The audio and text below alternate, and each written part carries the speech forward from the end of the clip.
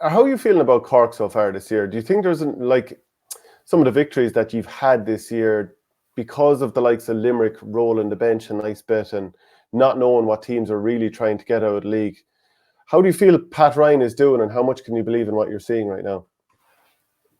I think he's been a solid start. I don't think there's anything, I think he'd be a very, very pragmatic man. I think he'd realise the gap that exists. I don't think he'd be getting carried away with something like the Limerick win. But at the same time, I think if a county is trying to develop and trying to get up to the top, I think given the amount of defeats they've had, and like obviously the 2021 All-Ireland final is the one that kind of stands out above all else, but even the way the last year's championship started, they've suffered some really, really bad defeats since 2018 at the hands of Limerick. So I think at a certain stage, you just need to kind of reverse that cycle. Even something as simple as winning, they beat them in a Munster preseason league game this year, and even more experimental teams on both sides than that day. I don't think we can kind of quite measure it. It's kind of a bit of an intangible, but I think there is a bit of a 1 or 2% if you start beating a side and if you just claim that victory in maybe a similar way to where Derry footballers last weekend against Dublin. I just think the need is greater for one side to try and beat the other, and you can put all the caveats you want then afterwards, and they're obviously very justifiable ones in terms of running the bench, in terms of personnel and all that. But I did think that was a kind of an important game for them to win. When they beat Galway, then I think it was an aspect of, I think certain players, if you look at the three main scorers in that game, like Conor Lehan wasn't involved for a year in 2021, came back last year, did some very good things, then didn't have a very good game then in the All-Ireland quarter-final against Galway. But they seem to be kind of investing a lot of faith in him and seem to be kind of trusting him. Similarly, Declan Dalton has been kind of in and out of panels. They seem to be kind of putting a good bit of time with him, and Sean Toomey is probably another one. So of those three, I can't think off the top of my head was the cumulative score that they got, but it was pretty substantial in that game against Galway. It'll be interesting to see where they kind of fit into the championship setup. So I suppose that's a group of players that have been there already and have had exposure to this level. And maybe Ryan is trying to develop them a bit more. And then I suppose, look, the main aspect, and the same way that I'm looking what Cahill is doing in Tipperary and Derek Ling is Kilkenny, is that how many of his under 20 or under 21 winners is he looking to fast track into it?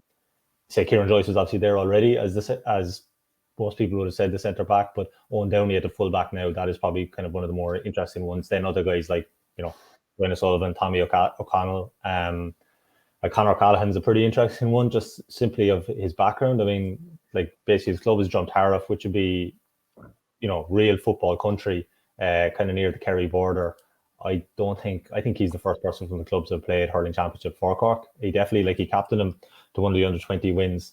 But it's just hasn't made the immediate step up that some of the other guys have. So it's taken him a little bit longer to kind of get up, but he seems to have got a good sustained run of games at cornerback. So I don't know. I mean, I'm not speaking for Pat Ryan, but I wonder, is it a case that sometimes you're looking in, you've worked with a guy on the 20 level, you think you have the ability to get something out of him, and then if you get the chance at senior, then you're going to kind of invest the faith in him, So I think things are coming along well for them so far, but the challenges ahead are huge. Not even getting to Limerick's level. I think that's another challenge again for everyone going. I think just getting out of Munster in the top three is a big thing. And even the Waterford, for example, last year's side, I still think it would be a good thing for Cork to go hard at the league and try and win it, given the way it falls for them, that they had that 3-week break that Paul Flanagan spoke about. If the results panned out, even just getting to the league final, I think, again, would be something that they can attack, Yeah, no league title for Cork in 25 years. Like, one of the big challenges as well is injury for Alan Connolly, for obviously Mark Coleman's going to be out for most likely the entire year. Darragh Fitzgibbon, he's had an injury as well. I wonder, do you see both Conor Lehan and Patrick Horgan starting throughout the championship? I think they can, yeah. The makeup of the team around them then could be interesting, in the sense that if you have kind of Brian Roach there, maybe as he's been very good, hasn't he? Yeah, absolutely. Yeah, no, he's really impressive. He's a very versatile player, So maybe if you have him in the kind of half forward line, he can do kind of more of that kind of retreating work and that. On the injury front, though, I suppose that is a serious obstacle if all of them don't come back. I'd put Robbie O'Flynn into that bracket as well, with Fitzgibbon and Coleman. I think the three of them in different ways.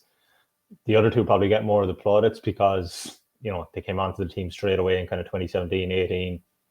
Both have been all-stars, but I think over the last 18 months, I think O'Flynn has really proved his worth. And I think even in the first game against Limerick, it was his goal that really kind of propelled that comeback that night. And he just offers the patient side. And I think he's a brilliant foil for Horgan, that they can kind of play off each other well and bring different kind of elements to it. So they're being a bit cagey as the guys. Like, no one's been ruled in or out for the season. Even Coleman hasn't quite been ruled out for the season yet.